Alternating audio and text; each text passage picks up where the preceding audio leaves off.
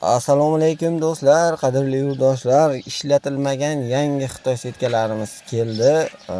Ozgina zangi bori ham bor, lekin zangi borlarini alohida qilib ajratib qo'yganmiz. Zangi yo'qlarini beramiz sizlarga, xudo xolasa. Hamma yo'g'i bor. Shu oyog'i bilan karmoshka qo'yib olsalaring bo'ldi. Mana shu karmoshkasi bilan borsa boringki 30 ming bag'iga aylanadi.